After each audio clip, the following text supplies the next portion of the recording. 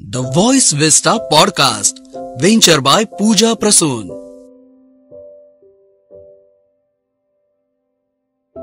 Youthful missteps, traffic and crime. A candid talk with DCP Kiran Kumar Chauhan. Welcome to the Voice Vista. आज podcast matters that matter मध्ये traffic issues and youth involvement in crime म्हणजेच तरुणांमध्ये वाढती गुन्हेगारी, समाजाने या समस्यांचा धोका कसा ओळखायचा यावर डीसीपी किरण कुमार चव्हाण मार्गदर्शन करणार आहेत. Let's dive into the podcast and discover why safety and prevention are matters that matter. Hello everyone, I Advocate Ashwini Deshpande welcome you all back to Voice Vista podcast Matters That Matter, a show conceptualized by Pooja Prasoon. This matter is really mattering a lot. Why? Because traffic accidents are causing almost 1,70,000 deaths per year. And that comes to 462 deaths per day, 19 deaths per hour. This is really alarming, and because the causes of these deaths are very stupid, very silly, which can be controlled by us. एकदम सहज सांगायचं म्हणजे की आपण रोडवरती आपण लेन cutting करतो, त्याच्यामुळे जो ऍक्सिडेंट होतो. हेल्मेट वगैरे तर या सगळ्या गोष्टी नंतर येतात, सीट बेल्ट आणि हेल्मेट. पहिली गोष्ट म्हणजे आपण ट्रॅफिक नियमांचं जे उल्लंघन करतो त्याच्याचमुळे ज्या डेथ्स होतात किंवा जे ऍक्सिडेंट्स होतात, जे आपल्याला फिजिकली आपल्याला पुष्कळ वेळेला फिजिकल इश्यूज होतात, त्यामुळे ते जे फेस करायला लागतात हे अवॉइड केले जाऊ शकतात. ह्याच सगळ्याबद्दल आपल्याशी बोलायला आज आपल्यामध्ये आहेत DCP Kiran Chavan sir. Welcome sir. Thank you. Yes. Welcome, sir. Sir, can you just start by giving us an overview of the current situation regarding traffic and crime among youth in our community? Basically, traffic is a new issue that has been emerging from last few decades. त्याचबरोबर crime हा देखील एक विषय आहे. पण या दोन्ही जर आपण बाबींचा विचार केला तर ट्रॅफिक हा जो विषय आहे तो बऱ्यापैकी आपल्या कंट्रोल मधला. जसं आता आपण सांगितलं की दरवर्षी साधारणतः 1,70,000 लोक इंडियामध्ये होतात. ही फक्त इंडियाची आकडेवारी आहे. आणि सर्वात वाईट गोष्ट मध्ये यामध्ये जे मरणारे लोक आहेत ते सर्व यंगस्टर्स आहेत. Most of youngsters.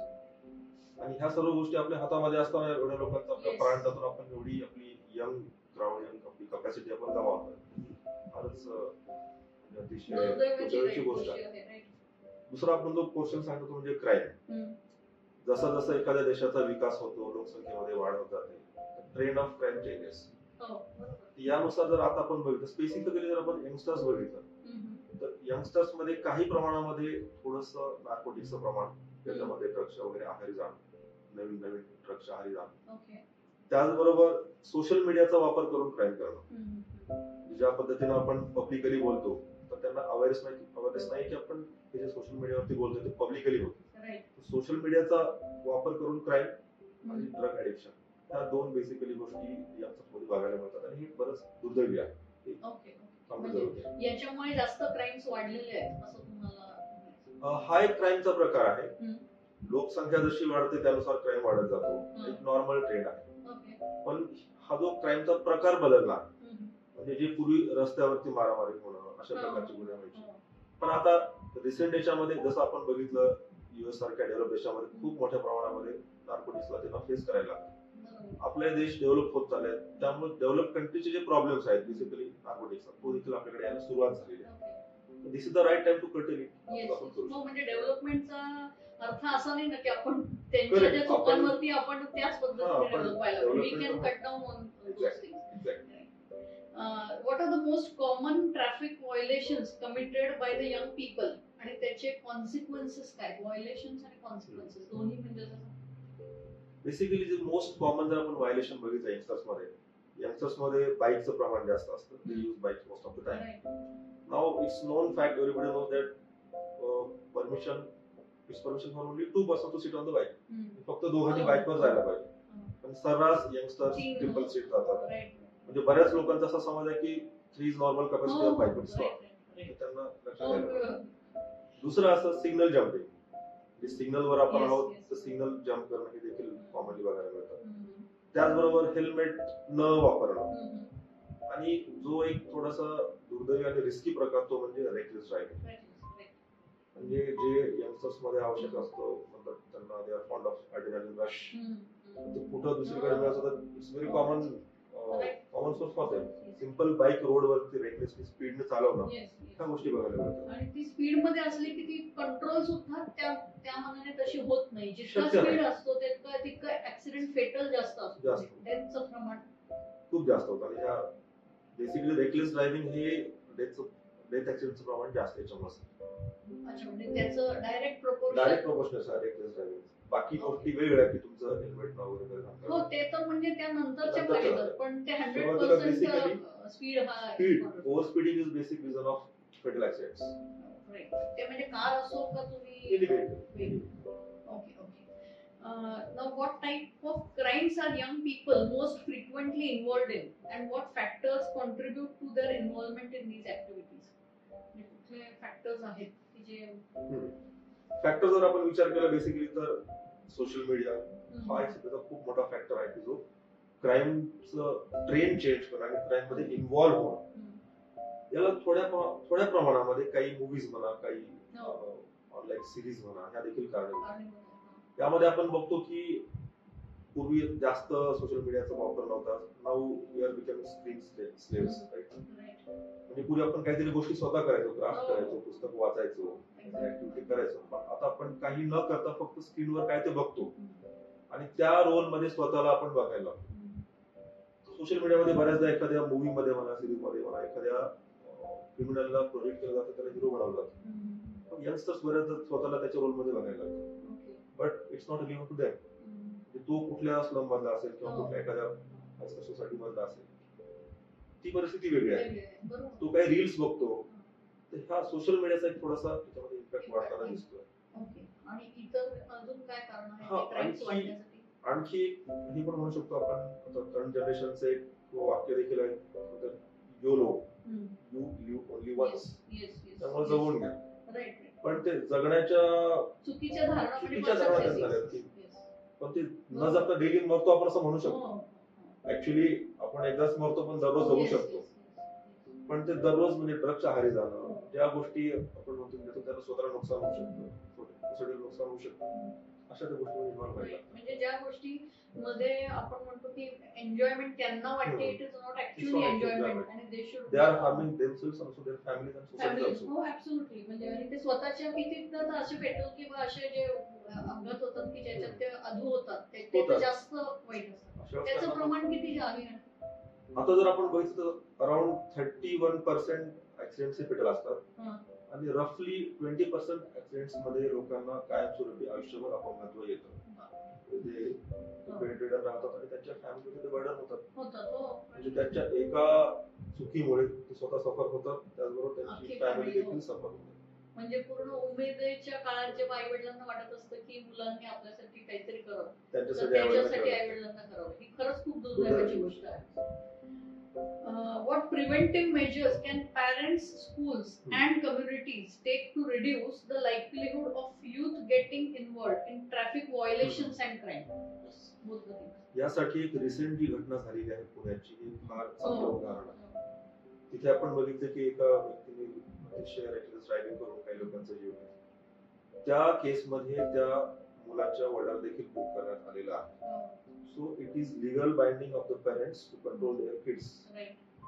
की जर एखाद्या मुलाने काही गुन्हा केला तर त्याची जबाबदारी पालकांवर सरळ सरळ टाकता येते, ती टाकली जात आहे, असं कायद्यामध्ये प्रोव्हिजन आहे. तर ही जबाबदारी प्रत्येक पालकाला माहिती असणं गरजेचं आहे की जर माझ्या मुलाने काही केलं तर त्याचा मला डायरेक्टली मी गुन्हेगार होऊ शकतो. तर हे आता पालकांना आज एवढा वेळ शक्य नाही की त्यांच्या स्वतःला त्यांना मुलांवरती एवढं त्यांना सांगता येईल. सोसायटी आणि स्कूलमध्ये बऱ्याचदा मुलांना हे स्वतःचे मूलभूत अधिकार माहिती सांगतात, पण मूलभूत कर्तव्य हे देखील सांगणं गरजेचं आहे. त्यामध्ये हे देखील त्यांना सांगणं आवश्यक आहे की तुम्ही जर काही केलं त्याचा डायरेक्टली परिणाम तुमच्या आई वडिलांवरती होऊ शकतो. त्याचा फिजिकल रोल नसताना देखील त्यांना त्या गुन्ह्यामध्ये बुक केलं जाऊ शकतं. तर हे त्यांना शिकवणं गरजेचं आहे. जसं आपण त्यांना त्यांचे अधिकार शिकवतो त्याचबरोबर त्यांना त्यांची रिस्पॉन्सिबिलिटीज जास्त इन्सिस्ट करून शिकवलं पाहिजे. आणि या केसने एक आपल्याला धडा दिला की आई वडिलांनी एक म्हणजे आपण प्रोटेक्ट करायला जातात मुलांना, आणि हे असं पुष्कळ होतं ना की ऍक्सिडेंट झालाय किंवा मुलाने काहीतरी रस्त्यावर चूक केली तर आई वडीलच पोलीस डिपार्टमेंट मध्ये ओळख आहे, कुठल्या पॉलिटिशियनची ओळख आहे, त्यांना फोन करतायत आणि ते म्हणजे त्यांच्या त्या चुका झापतायत. याच्यामुळे त्याचा परिणाम इम्पॅक्ट जास्त वाढतो. असं तुम्हाला वाटतं की ह्याच्याने जास्त बढावा मिळतो आहे त्या मुलांना? होऊ शकतो. सिंपल म्हण आहे आपल्या इंग्लिश मध्ये, टीचिंग टाइम सेव्हस नाही. म्हणजे जर तुमच्या मुलाने एखाद्या वयाच्या 11व्या 12व्या 13व्या छोटीशी चूक केली असेल ट्रॅफिक, तर त्याच वेळेस त्यांनी ती चूक केलेली आहे हे त्याला निदर्शनास आणून दिलं तर पालकांचं कर्तव्य आहे. पालकांचा प्रयत्न असतो की आता मुलांनी कितव्या वर्षी बाईक चालवावी, ज्या बाईकला गिअर नाहीये ही बाईक 16 वर्षात चालू शकत नाही. पण बरेच पालक तर मुलांना स्वतः 16 वर्षाच्या आधी बाईक देतात त्यांना, ही पालकांची चूक आहे.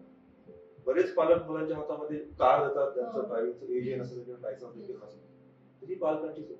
नाही, आणि मला असं वाटतं एज जरी असलं म्हणजे 18 वर्षाचं झालं की लगेच ते सॉफ्टवेअर डेव्हलप होत नाही की आपण चांगल्या पद्धतीने गाडी. You need that kind of maturity. आणि रोडवरती म्हणजे पहिले सायकल चालवलेली असावी, मग टू व्हीलर चालवावी, आणि असं म्हणजे मला असं नेहमी वाटतं की त्या पद्धतीने आपण जायला पाहिजे.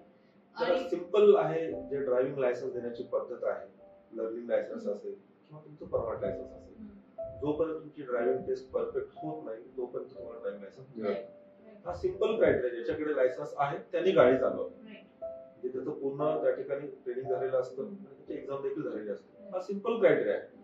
म्हणजे मुलांकडे ड्रायव्हिंग लायसन्स नसताना जर पालकांनी त्याच्या हातात गाडी दिली आणि तुम्ही म्हणाले की वेळ, पण ह्याच्यासाठी आय डोंट थिंक की वेळ सेपरेटली काढावं. याच्यात बऱ्याचदा आपण बघतो की पालकांची पण चूक आहे. सिग्नल जम्पिंग पालक सर्वच करतात. म्हणजे आपण बघतो मिडल एज सिनियर सिटीजन सुद्धा ह्या चुका करतात. म्हणजे त्यांचं प्रमाण तुम्हाला किती दिसतं असं की ह्या सगळ्या चुकांमध्ये फक्त यंगस्टर्स आपण बोलतोय, पण जर का आपल्यासारख्या वयाच्या किंवा senior citizen they should set an example, तर असं किती प्रमाण आहे या लोकांचं? ते देखील बऱ्यापैकी लोक सापडतात, बऱ्यापैकी लोक दिसतात. काही स्पेसिफिक असं रेकलेस ड्रायव्हिंग मध्ये एक्सचं प्रमाण जास्त आहे, पण सीट बेल्ट न लावणं किंवा हेल्मेट न वापरणं आणि वेळ प्रसंगी सिग्नल जम्प करणं हे देखील बऱ्याचदा सिनियर देखील आणि लेन कटिंग म्हणा आणि रॉंग साइड, म्हणजे रॉंग साइडने सुद्धा हे खूप मोठा ऍक्सिडेंट होऊ शकतात. होतो. रॉंग साइड मध्ये जेव्हा आपण जातो त्यावेळेस जो व्यक्ती समोर येत असतो तो स्पीड जास्त, त्याला वाटतं की ही माझं नॉर्मल आहे, तो काय स्पीड कमी करत. जेव्हा त्याला समोर अचानक गाडी दिसते त्यावेळेस त्याला ते कंट्रोल करणं आवडतं. मग जो रॉंग साइडने येतो त्याला देखील धोका आहे, आणि जो बिचारा त्या ठिकाणी लेन पाळतो, शिस्त पाळतो, त्याला तर विनाकारण त्या ठिकाणी म्हणजे आपल्या चुकीमुळे दुसऱ्या जो रूल्स फॉलो करतो त्या माणसाचा ऍक्सिडेंट. अडल्ट्स मध्ये सर्वात जास्त सापडतं ते म्हणजे मोबाईल वरती बोलणं. म्हणजे नाशिकमध्ये तर बेसिकली बघतो की बरेच लोक असे खांद्यामध्ये मोबाईल पकडून बाईकवर चालताना दिसतात. म्हणजे फोन कॉल आला, अर्जंट कॉल आहे, सिंपल आपण गाडी बोलू शकतो. आणि साधी गोष्ट गाडी चालवताना फोनवर बोलणं, त्यावेळेस आपले पूर्ण सेन्सेस मोबाईल वरती असतात आणि आपण गाडी वेळेत कंट्रोल करू शकत. हे देखील खूप जास्त प्रमाण आहे. आता यामध्ये प्रॉब्लेम काय होतो की बरेच गाडीला ब्लूटूथवर बोलतात आणि ते समोरून दिसत नाही. जर समोर ट्रॅफिक पोलीस असतील तर त्यांना लक्षात येत नाही की हा व्यक्ती बोलतो, पण तो बोलत गाडी चालवत असतो आणि अचानक वेळ अशी येतेच आणि होतं ना दोन, म्हणजे ते आपलं अटेन्शन डायव्हर्ट झाल्यावर ड्रायव्हिंगवर परिणाम होतो आणि it needs a lot of concentration driving. आणि पुष्कळ अनेक लोक टेक्स्ट पण सुद्धा करतात, व्हॉट्सअप चॅटिंग करतात. म्हणजे आणि मोठी माणसं सुद्धा यामध्ये involved. This is really sad. Sir, या सगळ्यामध्ये तुम्हाला लिगल कॉन्सिक्वेन्सेस, मला असं वाटतं जर का चांगल्या पद्धतीने आपण कम्युनिकेट केली तर त्या चुकांचा आणि क्राईमचा हे कमी होईल. तर काय काय लिगल, म्हणजे क्राईमला काय पॅरलल लिगल कॉन्सिक्वेन्सेस फेस करावे लागतील? आपण जर ट्रॅफिकच्या विषयात जर बेसिकली बघितलं, पुण्याची जी घटना आहे ती लिगल कॉन्सिक्वेन्सेस कुठल्या लेवल पर्यंत जाऊ शकतात याचं ज्वलंत उदाहरण आहे. अनेक एजन्सीज आणि ती कुठल्या लेवल पर्यंत गेलाय. लोकांना नॉर्मली काय वाटतं, ट्रॅफिक सिग्नल जम्प केला तर फार फाईट आहे, थोडासा फाईन होईल, पुढे जाऊ शकेल. पण जर त्यात एखादी गंभीर घटना घडली तर तो व्यक्ती काय तर अख्खं कुटुंब आयुष्यातून उठू शकतो. आता या घटनेमध्ये त्या मुलावरती गुन्हा दाखल, त्या मुलावर त्याच्या पालकावरती गुन्हा दाखल, असे ते बरेच लिगल कॉन्सिक्वेन्सेस तुम्हाला ते आयुष्यभरासाठी त्या ठिकाणी करू शकतो. जर तुमच्यावरती असा एखादा फेटल झाल्याविषयीचा गुन्हा दाखल झाला किंवा कुठला इतर गुन्हा दाखल झाला तर त्याला कुठल्याही परत त्याचं कॅरेक्टर व्हेरिफिकेशन आपल्या बऱ्याच कामासाठी लागतं. आपलं फॉरेनला जायचं असेल, पासपोर्ट काढायचा असेल तर आपल्याला त्या ठिकाणी कॅरेक्टर करायला लागतं. मग त्याच्या रेकॉर्डला तो गुन्हा येतो आणि त्याला मग पासपोर्ट मिळत अडचणी येतात. त्याला कुठल्या गव्हर्नमेंट जॉब मध्ये देखील अडचणी येतात. तर हे त्याला लाईफ लॉंग कॉन्सिक्वेन्सेस भोगावे लागतात. बाकी तर मग सिंपल फाईन, गाडी जप्त होणं, लायसन्स तुमचं सस्पेंड होणं हे तर नॉर्मल आहे. पण हे जे सिरियस कॉन्सिक्वेन्सेस आहेत हे आयुष्यभर एखाद्या व्यक्तीला त्या ठिकाणी त्रास होऊ शकतो. आणि म्हणजे ते इतके इफेक्ट म्हणजे एका चुकीमुळे आपलं आयुष्य बर्बाद करायचं का नाही हे मला असं वाटतं यंगस्टर्सने आणि इव्हन पॅरेंट्सने सुद्धा गाडी देताना त्याची मॉरल रिस्पॉन्सिबिलिटी आपण जेव्हा गाडी चालवतो म्हणजे मला तर असं नेहमी माझ्या मुलींनाही म्हणते की आपण जेव्हा सायकल चालवतो तेव्हा आपली रस्त्यावरची जबाबदारी कमी आहे, स्कूटर थोडीशी त्या म्हणजे आणि कार चालवली की आपली खूपच जास्त जबाबदारी कारण जितकी गाडी मोठी आहे तितकी आपली रस्त्यावरची जबाबदारी जास्त आहे. How important is education and awareness in preventing traffic violations and crime among youth, and what initiatives are currently in place to address this? Basically, awareness हा सर्वात मोठा ज्यामध्ये फॅक्टर आहे जो आपल्याला ट्रॅफिक आणि क्राईमच्या संदर्भामध्ये त्या ठिकाणी त्याचा उपयोग होऊ शकतो. बेसिक गोष्ट जर बघितली तर ट्रॅफिक ही चांगली असतात, ट्रॅफिक व्यवस्थित असणं ही त्या प्रत्येक सिटीजनची जबाबदारी आहे. आता जर जबाबदारी त्याला त्याच्यापर्यंत पोहोचवायची असेल तर त्याला अवेअरनेस हा एक खूप मोठा त्याच्यामध्ये फॅक्टर आहे. आणि अवेअरनेस साठी सर्व एजन्सीज या ठिकाणी पुढे येतात. बऱ्याचशा एजन्सीज त्या ठिकाणी वर्षभरामध्ये जानेवारीमध्ये ट्रॅफिक अवेअरनेस सप्ताह पाळला जातो. त्यावेळेस सर्वांना त्या ठिकाणी एज्युकेशन दिलं जातं. ट्रॅफिक डिपार्टमेंटचे पोलीस अधिकारी, अंमलदार लहान वयात पोलीस शाळेमध्ये जाऊन मुलांना त्याचे ट्रॅफिकचे धडे देतात. रेड सिग्नल म्हणजे काय, ग्रीन म्हणजे काय, बेसिक त्यांना समजावून सांगतात. आणि कसं मुलांच्या हट्टापुढे बऱ्याचदा वडिलांचं काही चालत नाही. जेव्हा बऱ्याचदा असं झालेलं आहे, होतंय आपल्या पण लक्षात आलं असेल की जेव्हा पालक गाडी चालवतात, मुलं बाजूला बसले असतात, मुलं सांगतात की तुम्ही सीट बेल्ट लावा, मुलं सांगतात की तुम्ही जर हेल्मेट वापरलं तरच तुम्ही तुमच्या बाईकवर मागे बसला नाही तर बसणार नाही. तर हा अवेअरनेस आहे, अवेअरनेसच्या गोष्टी म्हणजे आता हे म्हणजे मुलांकडनं शिकण्याची वेळ पालकांना आलेली आहे. ती वेळ आलेली आहे. After what are the support systems available for young people who have committed traffic violations or crimes to help them get back on the right track? म्हणजे एखादा क्राईम झाला असं की आयुष्य बर्बाद झालंय असं आहे का काही आहे त्याला सपोर्ट सिस्टम? त्याला देखील बघा नॉर्मल क्रिमिनल जो आहे आणि एखादा ट्रॅफिक व्हायलेटर त्याच्यामध्ये खूप फरक आहे. एखादा गँगस्टर असेल किंवा एखादा हार्डेड क्रिमिनल आहे तर त्याच्याकडे कोर्ट वेगळ्या पद्धतीने बघतो आणि जो एखादा ट्रॅफिक व्हायलेटर आहे त्याच्याकडे कोर्ट वेगळ्या पद्धतीने बघतो.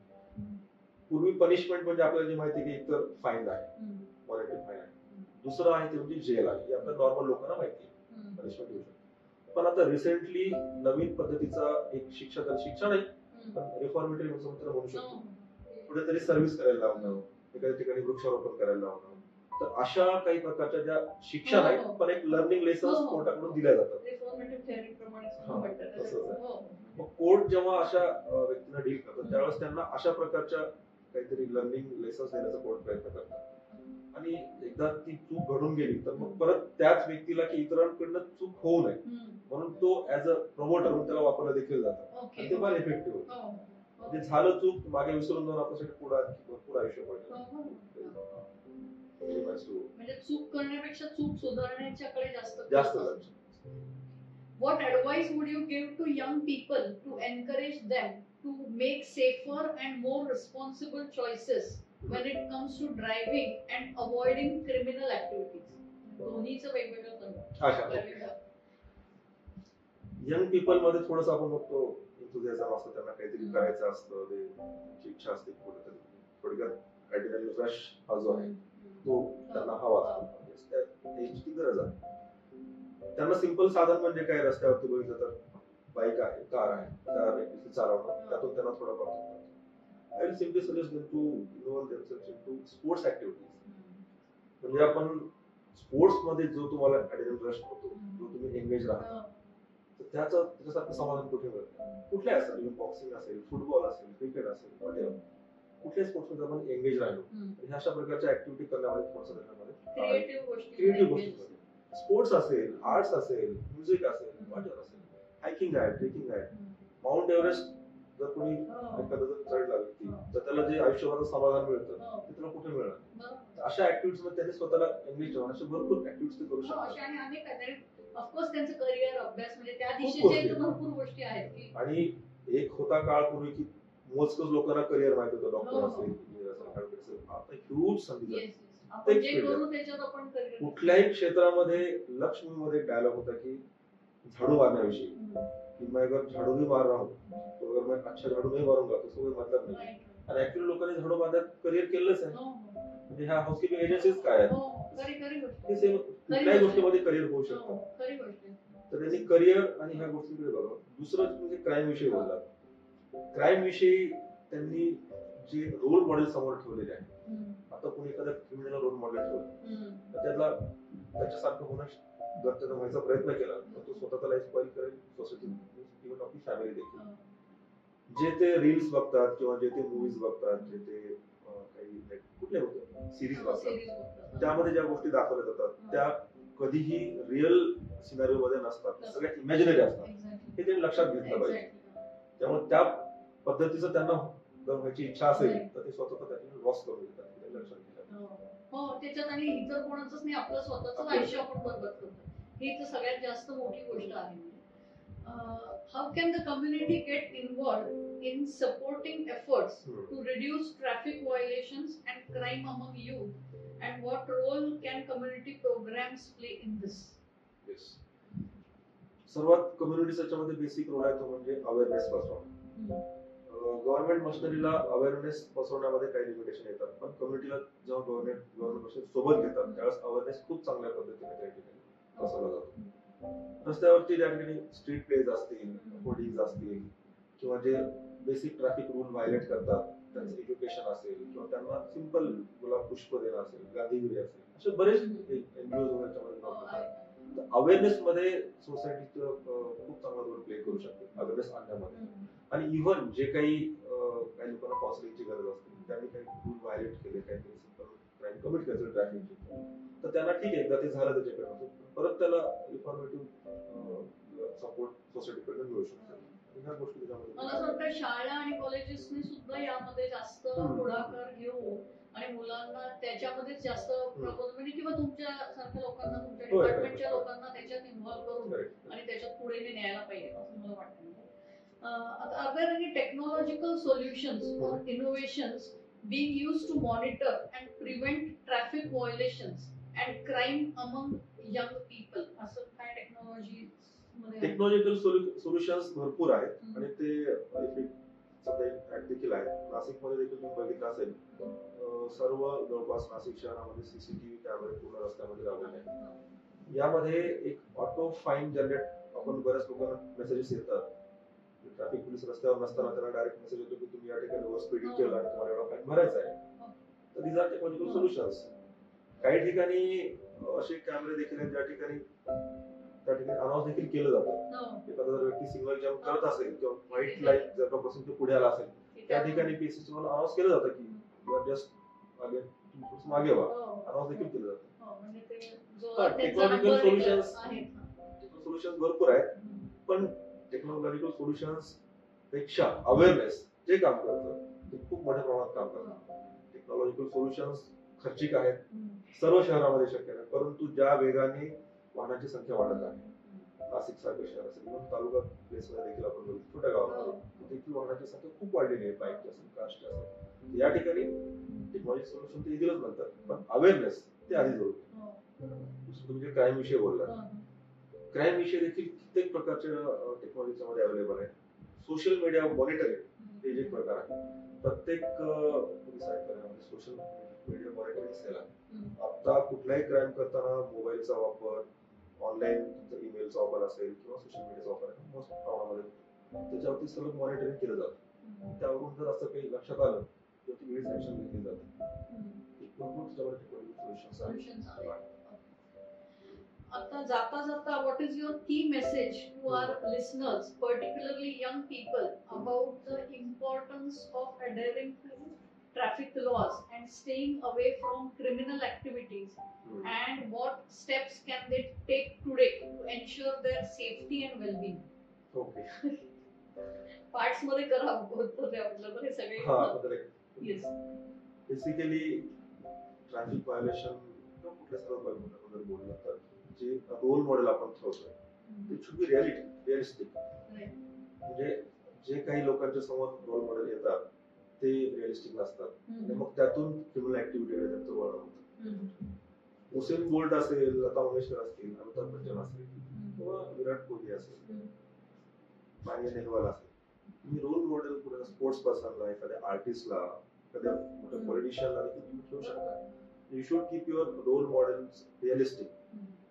दुसरं, कुठली आपण एखादी गोष्ट करताना त्यातून जी आपल्या स्वतःला हार्म होऊ शकतं, आपल्या सोसायटीला हार्म होऊ शकतं, आपल्या फॅमिली देखील सफर होऊ शकते, हे देखील त्यांनी विचारात घ्यायला पाहिजे. आणि जसं आता आपण बोललो होतो यू ओनली वन्स, तर तसं नाही, यू लिव्ह एव्हरी डे. आपण प्रत्येक दिवस जगत असतो, पण तो आपण जगला पाहिजे. जगण्याचे जे त्यांचे मेथोडॉलॉजी आहे, म्हणजे ऍडिक्शन इट्स नॉट, म्हणजे नॉट लिव्हिंग. तुम्ही स्पोर्ट्स मध्ये जा, आर्ट्स मध्ये जा, कुठल्या क्षेत्रामध्ये, पण दररोज जगा आणि तुमच्यासोबत तुमच्या कुटुंबाला देखील सोसायटीला देखील जगला. हे सगळं अतिशय या दृष्टीने महत्वाचं आहे की ही आपली मॉरल रिस्पॉन्सिबिलिटी. पहिलं म्हणजे आपला जीव हा आपण जपला पाहिजे, आपल्या फॅमिलीची रिस्पॉन्सिबिलिटी आहे, सोसायटीची, आपल्यामुळे दुसऱ्याला. आणि खूप कॉमन गोष्टी आहेत, सिग्नल तोडू नये हे तर छोट्या मुलाला सुद्धा समजतं. ते आपण जर का ते तोडून आणि त्याच्यामुळे जर नुकसान होत असेल, ऍक्सिडेंट होत असेल, सीट बेल्ट वगैरे तर नंतरच्या गोष्टी आहेत. म्हणजे मला असं वाटतं सीट बेल्ट आणि हेल्मेट तर 3 जणांनी वाहन आहे तर मग त्याच्यावरती त्यांनी व्यक्तींना सांगितलं असतं ना, कपॅसिटीज फॉर 3 people, 4 people, 4 लोक बसतात. आणि ह्या मला असं वाटतं आपण नेहमी असं समाजात बोललं जातं की पोलिसांची रिस्पॉन्सिबिलिटी, पोलिसांची नसून असं मला वाटतं की वैयक्तिकच आहे की प्रत्येक माणसाने ट्रॅफिकचे रूल्स हे स्वतःसाठी आणि समाजासाठी. पहिले म्हणजे स्वतःसाठी, तुम्ही जर स्वतःसाठी विचार केला तर सगळ्यात प्रायमरी आपल्या फॅमिलीचा विचार करून आणि आपण त्या नियमांचं पालन केलं पाहिजे. सर तुम्ही इथे आले, तुमचा वेळ दिला, इतक्या बिझी शेड्यूल मध्ये आपलं कधीचं बोलणं चाललं होतं. Thank you so much for being here and guiding. Thank you so much. Thank you for tuning into the voice vista podcast. आप और भी इंटरेस्टिंग शो सुन सकते हैं thevoicevista.in पर. ये शो कॉन्सेप्चुअलाइज किया है पूजा प्रसून ने, प्रोड्यूस किया है द वॉइस विस्टा ने. गेस्ट कोऑर्डिनेशन में हमारे साथ रही सुनीता जी चौहान. डिजाइन किया है टीम क्रिएटर्स डेन ने. साथ ही एडिटिंग और प्रोडक्शन के लिए धन्यवाद टीम लर्निंग बी को. प्रोमो वॉइस दिया है राहुल ढोले ने. लाइक, फॉलो और सब्सक्राइब करना ना भूलें.